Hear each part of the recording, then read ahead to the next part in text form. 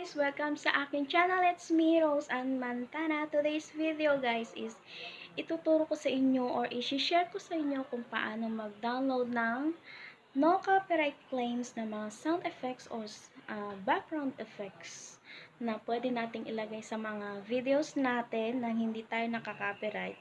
And para po ito sa mga newbie or sa mga hindi pa nakakaalam kung paano mag-download ng mga libreng videos or sound effects at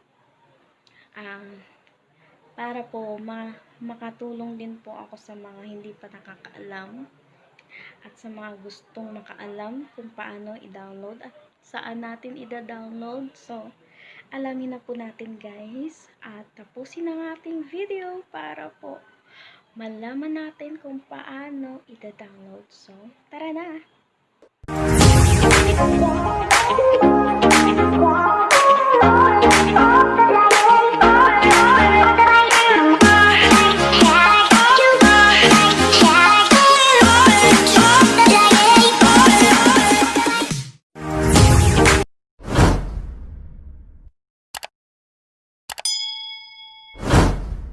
First is click natin tong YouTube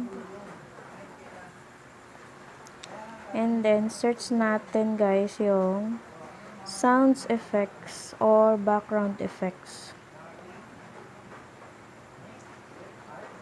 Ayan, search natin guys. And then pag andito na tayo, click natin tong icon na to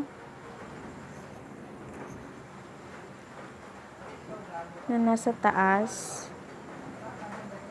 Click natin yan. And then, pag nandito na tayo guys, click natin tong Creative Commons. And then, make sure guys na nakakulay blue siya. And then, pag kulay blue na yan, click natin tong Apply. Ayan. Ayan guys. So, andito na tayo guys. At kapag kulay blue na tong icon na to guys na nasa taas na sa gilid, ibig sabihin nasa Creative Commons na tayo at ibig sabihin yan, itong mga effects na to is libre na pwede nating i-download sa na pwede nating ilagay sa mga videos natin na hindi na tayo maka-copyright. Ayan guys, mga libre yan. Basta't naka-Creative Commons tayo. So, pili lang tayo guys. Ito yung sa akin.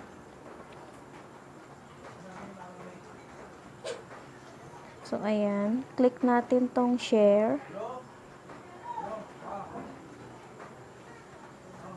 And then, copy link. Click natin yan guys.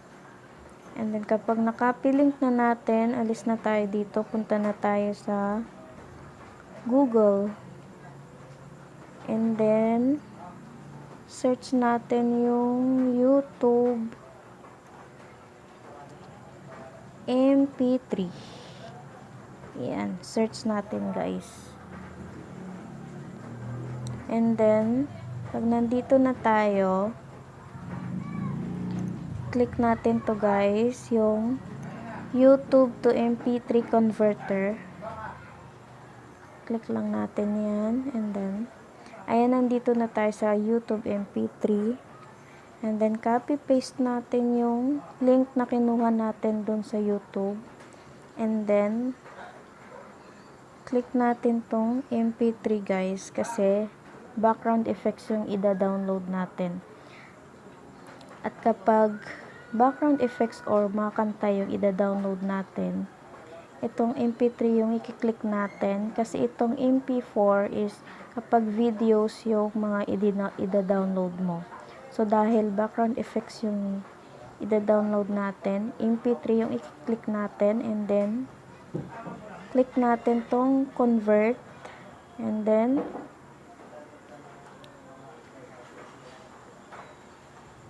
click na natin tong download.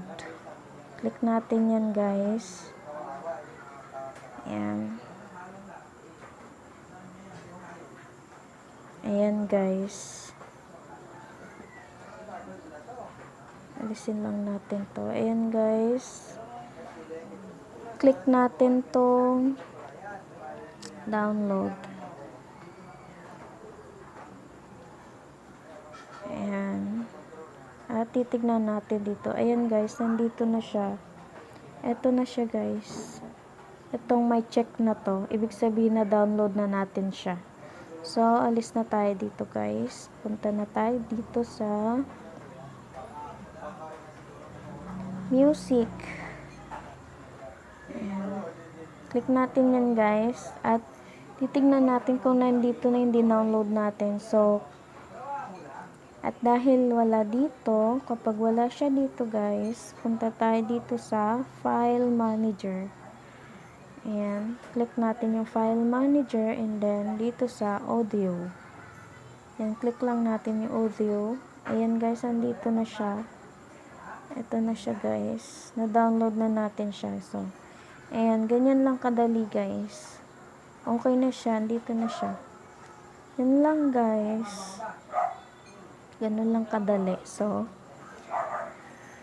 hanggang dito na lang guys. At kung bago ka pa lang sa aking channel, huwag mo kalimutang mag-like and subscribe para lagi kang updated sa mga videos na i-upload ko pa guys. So, thank you so much for watching. God bless us all. Thank you.